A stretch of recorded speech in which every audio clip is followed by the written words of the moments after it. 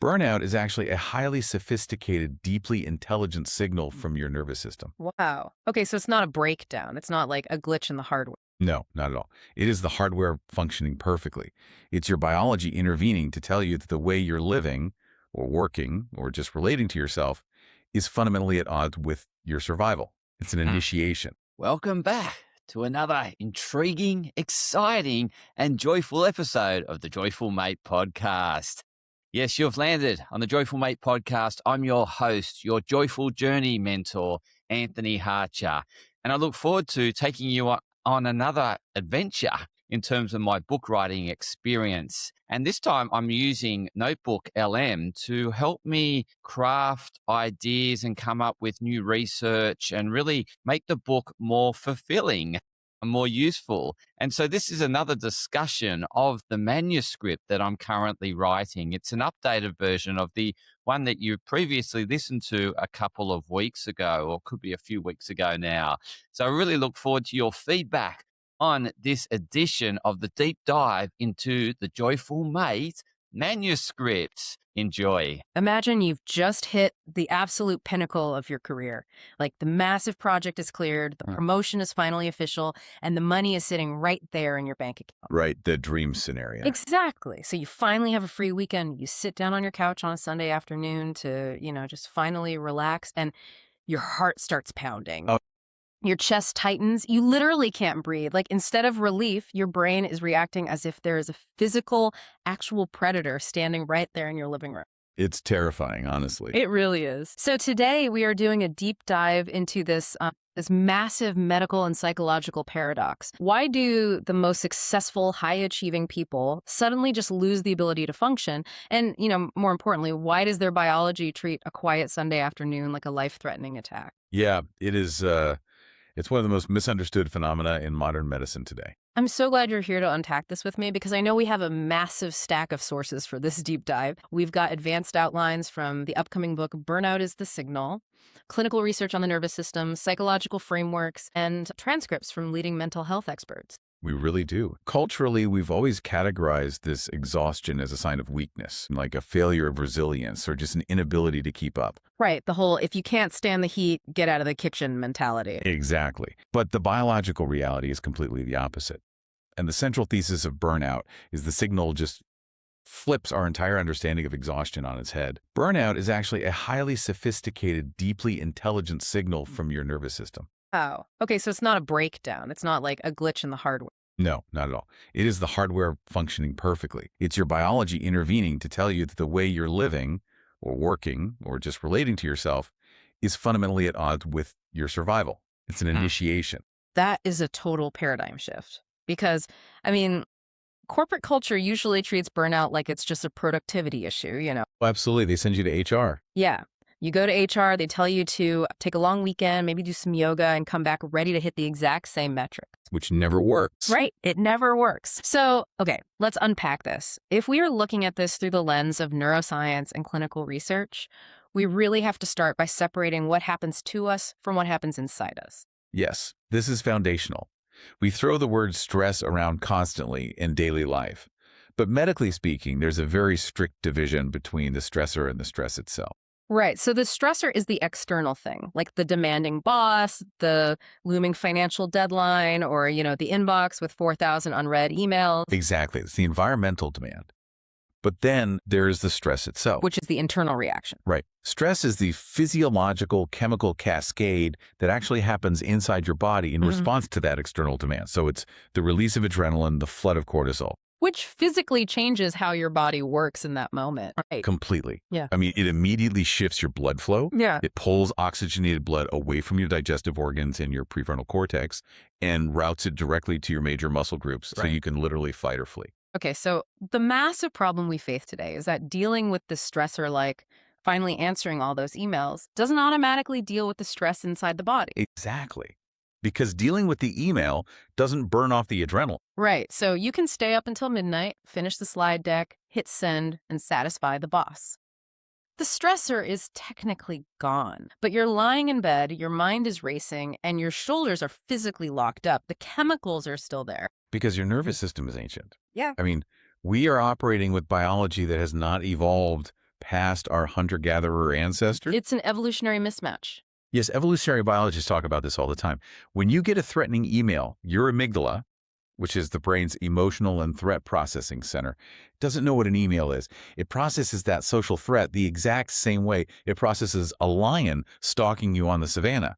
It literally cannot tell the difference between I might lose my job and I am about to be eaten. None whatsoever. And the speed of this is the key issue here. The amygdala takes in millions of bits of information per second from your environment. Millions, wow. Millions. It's incredibly fast, entirely subconscious, and deeply wired for survival. But our cognitive executive function, like the logical reasoning part of our brain in the prefrontal cortex only, processes about 10 bits of information per second. Wait, 10 bits compared to millions? Yeah, the disparity is massive. So if we put that in tech terms for everyone listening, our body basically has a gigabit fiber optic internet connection for processing danger, but our rational thought is running on a dial-up modem from like 1995. That is the exact mathematical disparity, yes. And that explains why it is biologically impossible to just think your way out of stress. You can't just logic it away. You can't logic your way out of a physiological survival response that's moving millions of times faster than your conscious thoughts. You can't just tell yourself, hey, it's just an email, relax. Right, because the body has to physically process and purge those stress chemicals. And if it doesn't, that stress accumulates, right? In the tissue, the nervous system, the brain structure itself. Exactly, it gets trapped. Which means, like, most of us listening to this right now are probably walking around with dozens, if not hundreds, of uncompleted stress cycles just running in the background. So how do we know? What are the early warning signs before someone just hits the wall entirely? Well, the body always speaks to us, but it uses symptoms instead of language. Because the nervous system is prioritizing immediate short-term survival running from the lion, it starts to ruthlessly cut power to long-term survival system. Wow, so it just shuts down non-essential functions. Right. And one of the very first things to go is your immune response, because cortisol is a massive immunosuppressant. So if you find yourself getting chronic, lingering colds or infections you just can't shake, that's your nervous system literally running out of metabolic fuel. Exactly. Because if you're running for your life, your body really doesn't care about fighting off a rhinovirus. It only cares about keeping your heart pumping. Yeah, it makes so much sense. And the sources also talked about chronic migraines, muscle tension, but there was this one neurological indicator that blew my mind. Have you noticed how someone's voice actually changes when they're burned out? Oh, the vocal flattening. Yes, Yeah. it becomes very monotone, almost completely devoid of expressive tonality. Yeah. It's like the color just gets drained right out of their speech. Why does it happen biologically? It connects directly to the vagus nerve. So the vagus nerve is a major component of the parasympathetic nervous system, the rest and digest system. It wanders down through the body, but a very specific branch of it actually innervates the larynx, the vocal cords. Okay, so the stress literally hits the voice. Exactly. When you are in a state of chronic dorsal vagal shutdown, which is basically a biological freeze response to overwhelming stress, the body tries to conserve energy and make you invisible to predators. Wait, invisible? Yeah, it pulls energy away from the vocal cords. Your voice literally flattens out as an evolutionary defense mechanism to keep you quiet so the lion doesn't hear you. That is incredible. The body is literally muting you. You can literally hear the physiological freeze state before the person even admits they're tired. You really can. And behaviorally, we also see the brain desperately trying to regain control. Brené Brown has this great concept known as chandeliering. Oh, chandeliering, like having a totally disproportionate reaction, right? Exploding over something. Yes, like someone drops a pen or asks a completely normal question about dinner and the person just explodes, they hit the roof. Right, because they're not actually mad about the pen. Exactly. It happens because the nervous system is carrying so much accumulated unprocessed cortisol that the structural integrity of the system is just compromised. The slightest additional pressure causes a rupture. They're experiencing the explosive release of 50 uncompleted stress cycles all at once.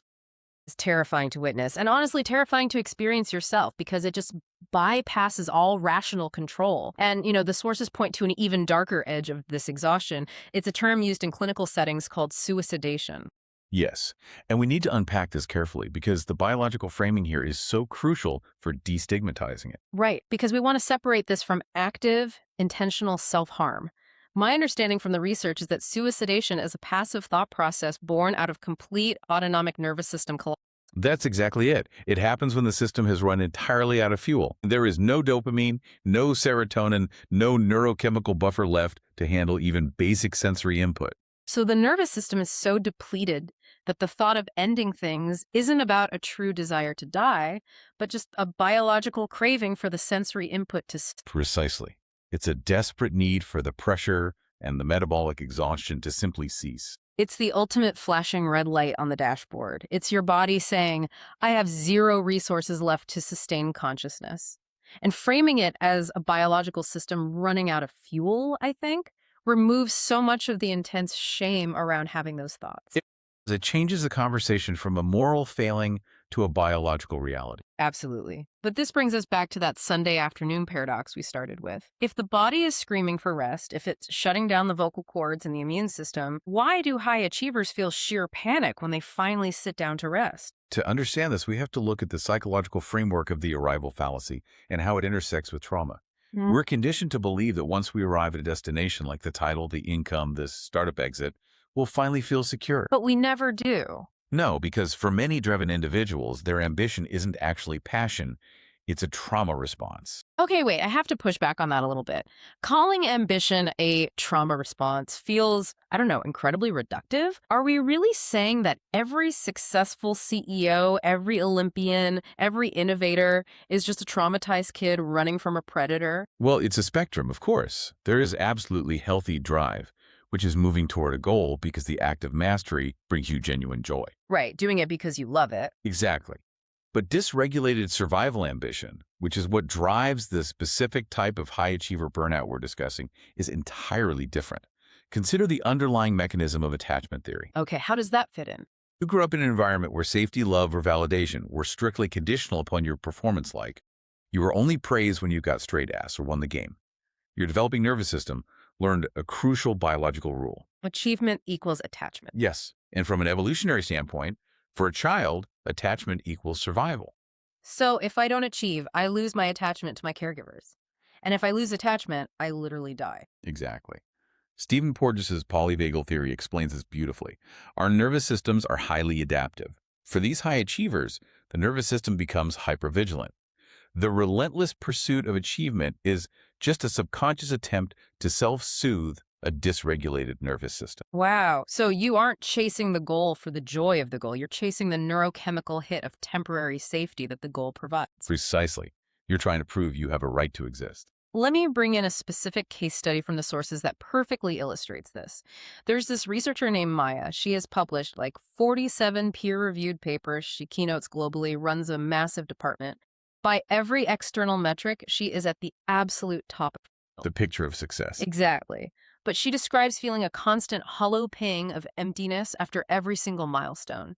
And when she tries to take a vacation, she develops severe gastrointestinal distress and panic attacks. Because the achievement treadmill isn't running toward the joy of research. It's running away from the stillness. Right. Because in the stillness, the void rises to the surface. Exactly. When the external noise of the office or the lab drops away, that subconscious biological programming kicks in. The nervous system fundamentally believes, I am only safe and I am only worthy of existence when I am producing. So stopping production is interpreted as an immediate threat to survival.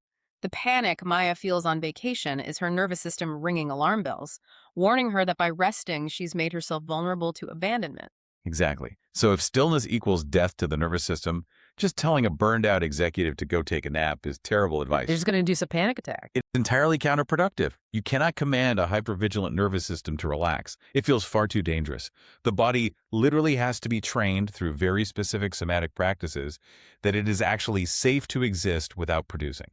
Which perfectly explains why burnout isn't a monolith. Because our traumas, our adaptations, our histories are all totally unique, right? So the signal our body sends us is going to be unique. Absolutely. And this is where the core structure of the book Burnout is. The signal becomes incredibly practical. Yeah, it categorizes these different biological signals into 7 distinct burnout archetypes.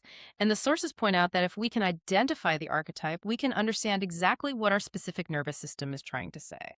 And this framework is deeply, deeply validating for patients. It moves us away from this generic, you're just tired diagnosis and provides a personalized roadmap. because burnout manifests entirely differently depending on whether your nervous system is stuck in fight, flight, or freeze. Let's really dig into these archetypes because this is where everyone listening is going to see themselves. Archetype 1 is the cocoon. The core internal narrative here is, I'm not who I was, but I don't know who I'm becoming. The cocoon is the liminal space, and it's so frequently misdiagnosed by society as clinical depression or just stagnation. Because it looks like you're doing nothing. Right. But biologically, what is happening is the massive energetic cost of neuroplasticity. The individual is shedding an old identity, maybe a career path that doesn't fit anymore or a relationship that ended. Pruning old neural pathways and forging new ones takes an astronomical amount of metabolic energy. So the fatigue here isn't from answering too many emails.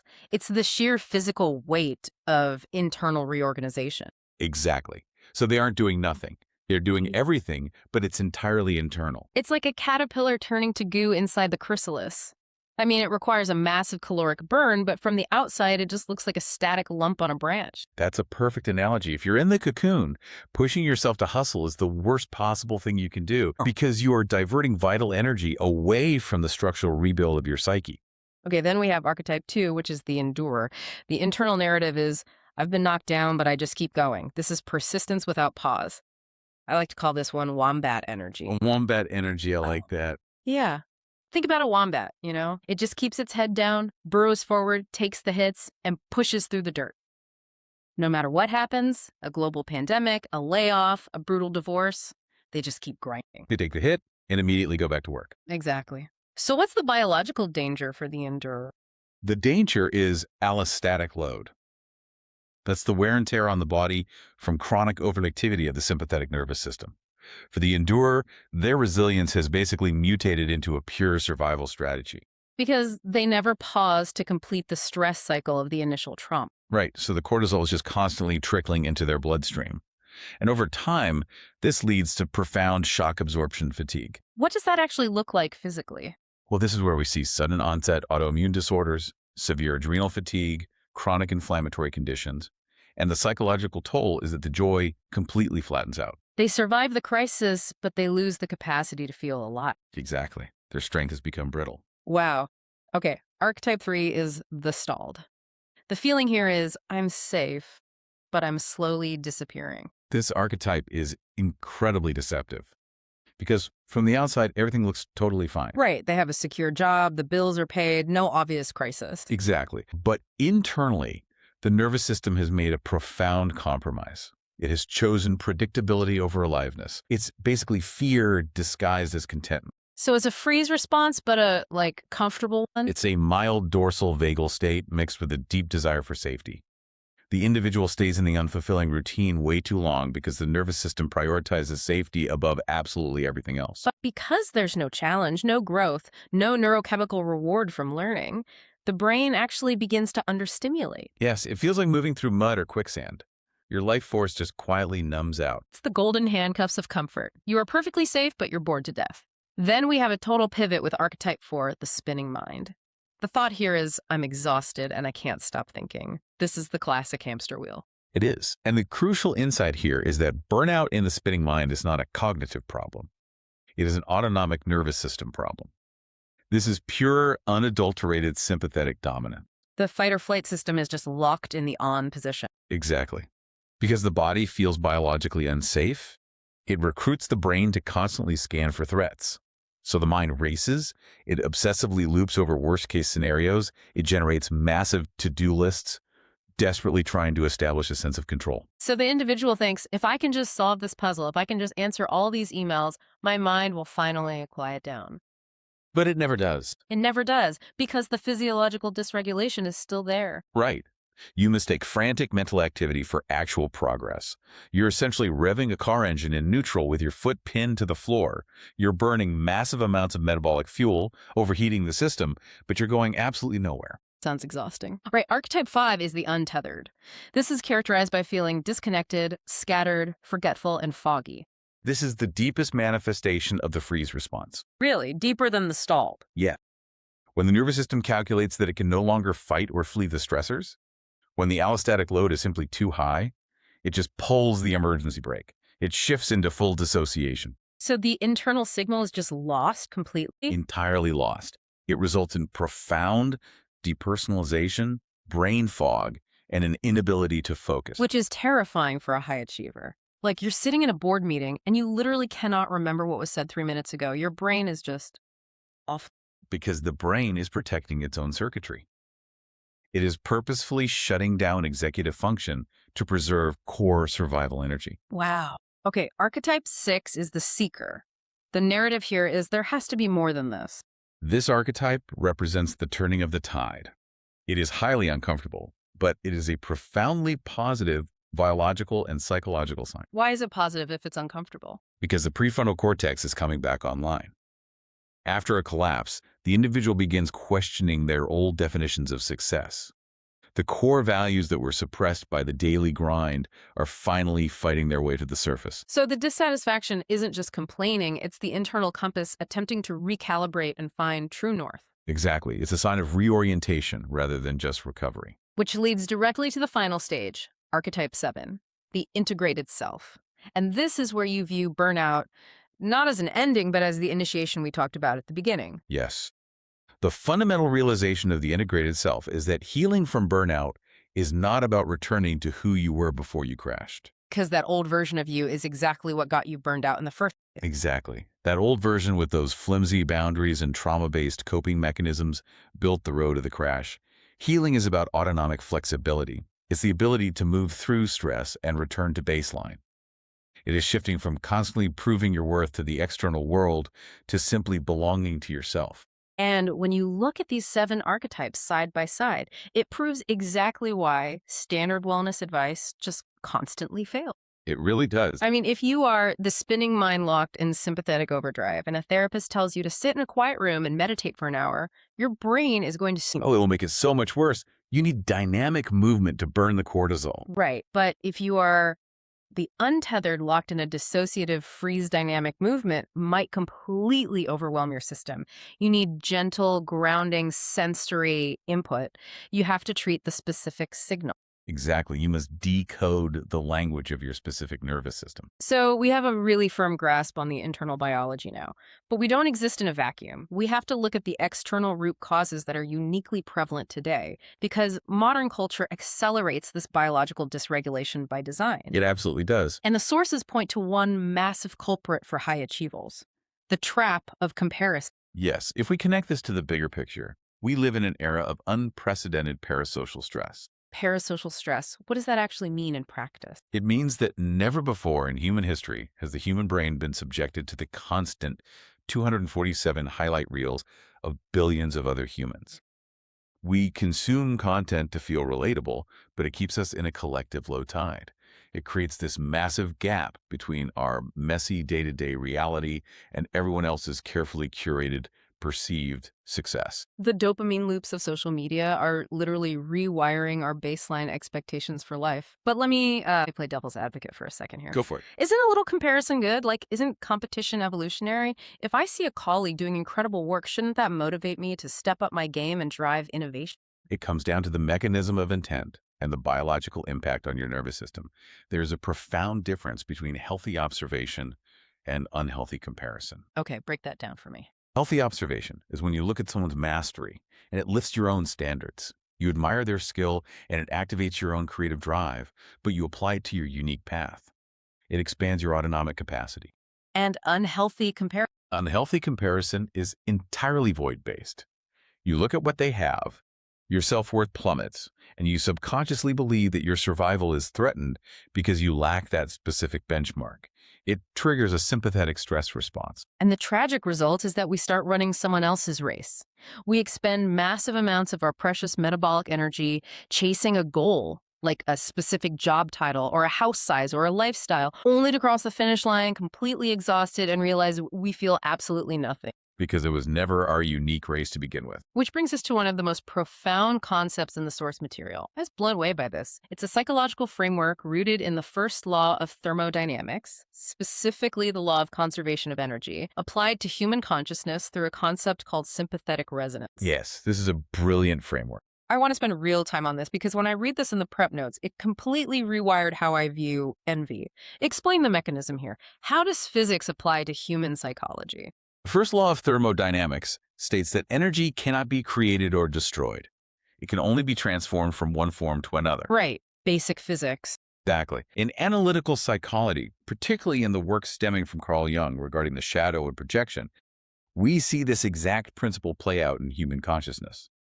Whatever trait you deeply, viscerally admire in someone else, whether it's their courage, their financial acumen, their brilliant public speaking, that trait is simply a specific frequency of energy. And because of sympathetic resonance, you cannot recognize a frequency of energy in someone else unless you possess the exact same frequency within your own system. Wait. So if I am deeply envious of, say, a Fortune 500 CEO's incredible strategic brilliance, you are saying I literally possess the exact same strategic brilliance inside me. Absolutely. The energy is already within you. You are literally recognizing yourself in them. That's wild, but I'm not running a Fortune 500 company. Right. And here's the critical mechanism.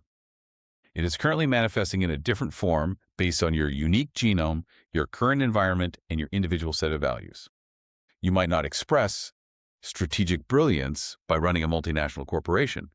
Your biology might express that exact same energetic frequency in how you architect complex software, how you navigate complex community organizing, or how you raise a neurodivergent child. So the energy is identical, the form is just different. Exactly. The energy is identical, but the form changes. It's genuinely mind-bending. Envy isn't a sign of what I lack, it's an unintegrated recognition of what I already have. Exactly. When you realize this, the biological need to compare yourself vanishes. You stop trying to mimic the form of someone else's life, which is exhausting and leads straight to burnout, and you start honoring how that specific energy naturally wants to flow through your own biology. I want everyone listening to think about your own life right now. Whose ladder are you actively climbing? Are you burned out because you're working incredibly hard at something you are built for? Or are you burned out because of the massive grinding friction of forcing your energy into a mold that violates your own nature? Because running someone else's race is the fastest, most guaranteed path to biological collapse. And this is why the standard advice to just, delete Instagram to cure comparisonitis doesn't work. The void is still there. The true antidote to comparison is radical, unwavering clarity on your own individual purpose and your core values. Yes. Long-term longitudinal studies on human happiness consistently point out that true neurochemical fulfillment is linked to aligning our daily actions with our individual values, not chasing societal benchmarks. Which means we have to shift this conversation from theory to concrete action. If we are going to replace unproductive comparison with individual purpose, we absolutely must identify what our core values actually are. And this is much harder than it sounds. Oh, yeah. Because how do we figure out what we actually value when there is so much cultural noise telling us what we should value? Let's use the step-by-step diagnostic guide from the sources, because this is gold. The first diagnostic step is observing the biological reality of your own energy and your own voids. Okay, how do we observe our energy? You have to look at what naturally brings your nervous system into a state of flow. Where do you lose track of time? What topics cause your prefrontal cortex to light up where you could discuss them for hours without feeling fatigued? Where do you naturally create order and apply discipline in your life without anyone forcing you to do it? So your energetic flow points directly to your true values. Exactly. But the sources also talk about voids. How do the empty spaces or the negative emotions tell us what we value? This relies heavily on the work of human behavior specialists like Dr. John DeMartini. He suggests that we can uncover our highest values by examining our strongest negative triggers. Strong anger or intense frustration usually indicates that a core value is being actively violated by your environment. Well, that makes sense. So if you completely lose your temper when someone is consistently late to a meeting, it reveals that you have a high core value around respect or time integrity. Exactly. What you perceive is missing in your life. Yeah. Your voids drives what you value. You value what you are driven to fulfill. Triggers are just signposts. I love practical frameworks, and the sources provide a brilliant one from executive coach Simi Rayat. It's the 3-pass sorting framework. This is how you ruthlessly separate your actual values from the cultural noise. Yes, I love this method. So step 1, You start with a massive list of common values, 50 to 100 words: integrity, freedom, wealth, innovation, family, connection. You set a timer for 20 minutes and you do a rapid, intuitive gut check pass. You tick off everything that feels remotely important. The speed is very important in step one. You don't want the analytical brain to overthink it. You want this somatic gut level response. Right, just go with your gut. Then you move to step two. You take that narrowed list and you force those values into three distinct buckets. Bucket one is deal breakers. These are the non-negotiables for your nervous system to feel safe and fulfilled. Two is somewhat important. And bucket three is the meh bucket. And we really have to talk about the meh bucket because this is where the psychological heavy lifting happens. It is the most difficult bucket to face. The meh bucket contains the values that you inherited. Inherited values. Like what? These are the values drilled into you by your parents, your socioeconomic background, your religious upbringing, or your specific corporate culture. They are the things you feel deep guilt about discarding. Right, like traditional financial wealth or prestigious career titles. Exactly. You carry them around like heavy antique tools that someone gave you, but they don't actually serve your biology or your fulfillment at this specific phase of your life. It's like being a software engineer and you're carrying around a massive cast iron wrench because your grandfather gave it to you and told you it was important. That's exactly it. You don't need it. It's just weighing you down. You have to give yourself explicit psychological permission to just put the wrench down. Precisely. And once you clear the meh bucket, you reach step three. You take your deal breakers bucket, which might still have, 20 words in it, and you ruthlessly, painfully narrow it down to exactly 5 core values. Only 5. Why only 5? Why not 10? I feel like 10 is reasonable. Because of the limits of human cognitive focus and behavioral alignment, if everything is a core value, nothing is a core value. Prioritization requires biological sacrifice. If you try to optimize your life for 20 different variables, your nervous system will just remain in a state of scattered overwhelm. That is so true. And then there's the crucial finer step to this process that actually makes it stick. You have your 5 words, but you cannot use the dictionary definition for them. No, this is where most value exercises fail. The dictionary definition is completely detached from your somatic reality. You must write your own highly specific definition for each of your 5 values, defining exactly what they mean for you right now in this specific decade of your life. Let's use a real example to make this concrete. Let's take the word freedom. Perfect. So your definition of freedom at age 22 might mean having no fixed address, traveling out of a backpack, and having 0 long-term commitments. Right. But your definition of freedom at age 45, with a mortgage and children, might mean having the financial stability to say no to toxic clients, or ensuring your weekends are completely unplugged from corporate servers. The word is identical. The biological and environmental definition has completely evolved. You have to own your current definition. Keep them visible daily. And there is a reality check provided by Dr. DeMartini in the sources that is honestly quite confronting when you do this exercise. It is the ultimate diagnostic truth.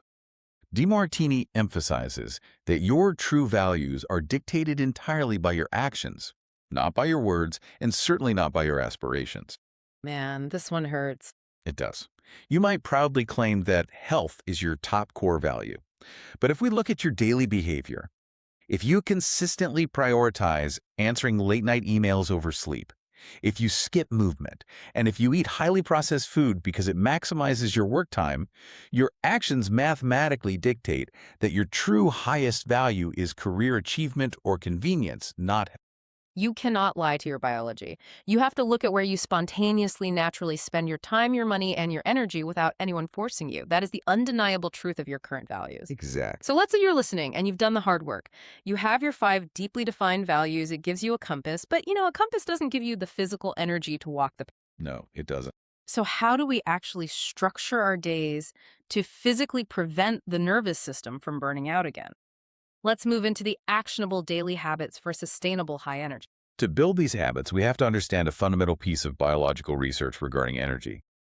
We usually assume that human energy comes entirely from caloric intake, the food we eat and sleep. Calories in, energy out. But neurobiological research suggests that up to 70% of our perceived physical and mental energy can actually be extracted from our environment and our circadian alignment. Wait, 70%? Up to 70%, yes. So if we are stuck indoors under fluorescent lights all day, we are leaving a massive amount of metabolic energy on the table. We're practically starving our biology. which leads directly into actionable habit 1. Morning sunlight. Our bodies do not have a perfectly precise internal clock. We rely on environmental cues, known as Zeitgebers, to set our circadian rhythm. Okay, so what does that look like practically? Seeing bright, natural sunlight outside, not filtered through a window pane, and absolutely not from the artificial blue light of a phone screen within 30 minutes of waking, is simply non-negotiable for burnout recovery. What is the specific mechanism happening in the brain when that sunlight actually hits the retina? When bright, full-spectrum light hits the melanopsin ganglion cells in your retina, it sends an immediate electrical signal to the suprachiasmatic nucleus in the brain. Okay. This triggers a massive cascade. It tells the mitochondria in your cells to ramp up ATP production. It initiates the healthy, necessary spike of cortisol you need for daytime alertness and focus. It suppresses residual melatonin, and it jumpstarts the production of dopamine and serotonin. Wow. So if you start your day looking at your phone in a dark room, You are instantly dysregulating your hormonal baseline for the next 24 hours. it's literally the most effective, completely free biohack in existence. Just go stand outside for 10 minutes. It really is. Okay. Actionable habit 2 tackles the massive problem of uncompleted stress cycles. We established earlier that the body thinks the email is a lion. So this raises an important question. How do we actually tell the body the lion is gone? How do we trick it into believing it's safe enough to power down?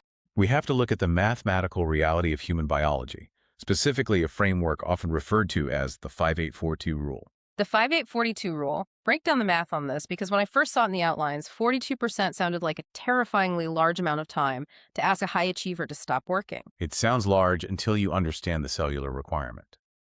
Science demonstrates that for the human organism to function optimally, maintain immune integrity, and prevent neurodegenerative burnout, we require dedicated rest and regulation 42% of our existence in a 24-hour cycle. So 24 hours multiplied by 42% is roughly 10 hours. How are we supposed to fit 10 hours of rest into a work?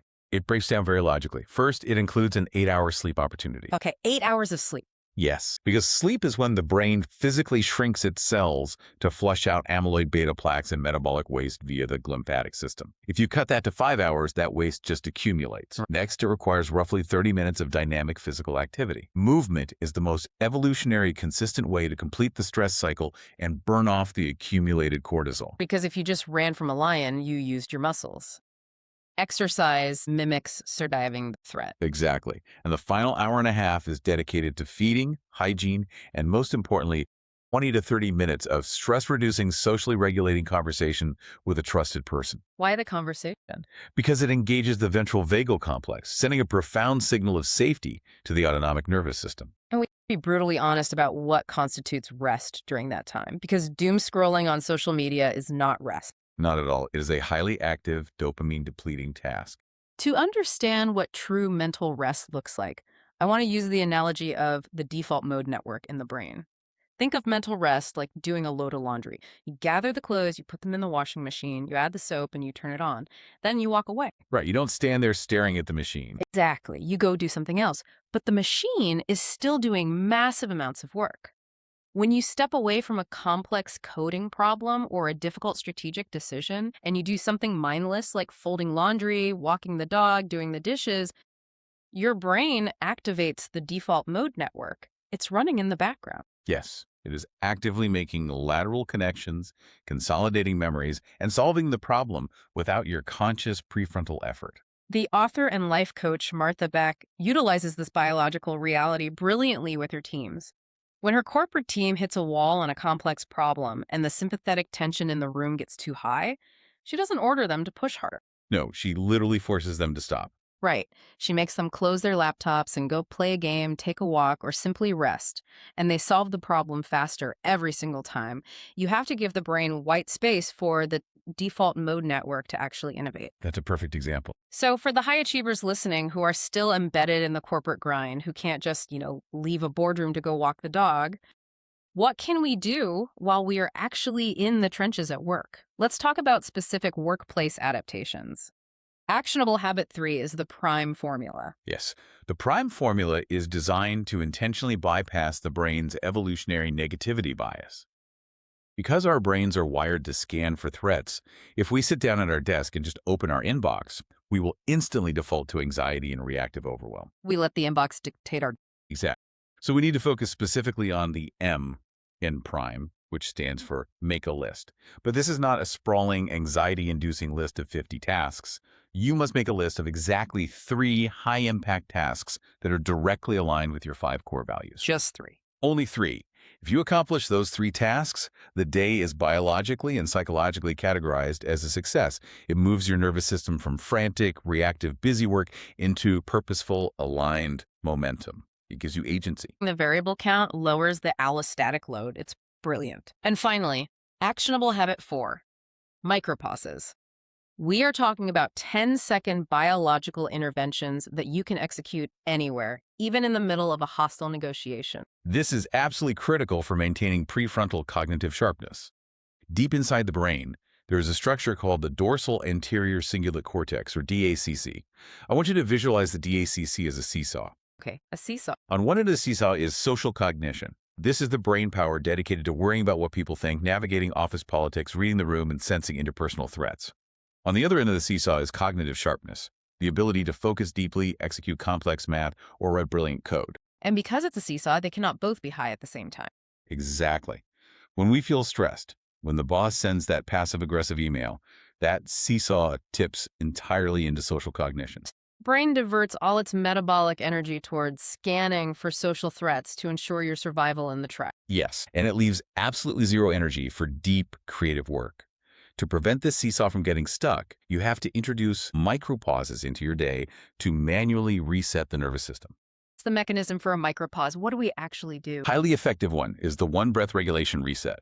It takes exactly 10 seconds. You take a slow, deliberate inhale through the nose, and then you execute an exhale that is slightly longer than the inhale. Why a longer exhale? That extended exhale physically stimulates the vagus nerve, which immediately signals the parasympathetic nervous system to slow the heart rate. It literally tells the amygdala, we are safe. You can do this while someone else is speaking in a meeting. It instantly levels the DACC seesaw, pulling energy away from threat scanning and preserving your cognitive sharpness for the work that actually matters. It's like a manual override switch for your biology. So what does this all mean? When we pull all the way back and look at this entire landscape, the neuroscience of the amygdala, the personalized signals of the 7 archetypes, the thermodynamic reality of comparison, and the cellular necessity of the 5-8-42 rule, the profound takeaway is clear. Sustainable success is never, ever about pushing harder. Never. It's never about gritting your teeth and enduring more structural damage to your nervous system. It is about profound partnership. You are partnering with your biological rhythms. It requires a radical shift from brutal self-judgment asking, why am I so weak? Why can't I just push through this like everyone else? To compassionate self-responsiveness, asking, what is my biology intelligently trying to tell me right now? You stop treating your body like a malfunctioning machine that needs to be relentlessly optimized, and you start treating it like a biological ecosystem that needs to be regulated, nourished, and deeply listened to. It is the ultimate shift from survival to actual vitality. Recap the massive territory we've explored on this deep dive today. We started by understanding the critical difference between the external stressor and the internal biological stress cycle, and why your dial-up prefrontal cortex can't logic your way out of a gigabit amygdala hijack. Which is key. Then we reframed burnout as an intelligent initiation and explored the 7 archetypes, from the neuroplastic exhaustion of the cocoon to the sympathetic overdrive of the spinning mind, so you can actually decode your specific signal. We dismantled the toxic trap of comparison, realizing through the law of conservation that the greatness you envy in others is actually your own latent energy just waiting to be expressed. A powerful concept. It really is. Then we walked through the ruthless 3-pass sorting framework to define your 5 core values. And finally, we laid out the daily nervous system resets.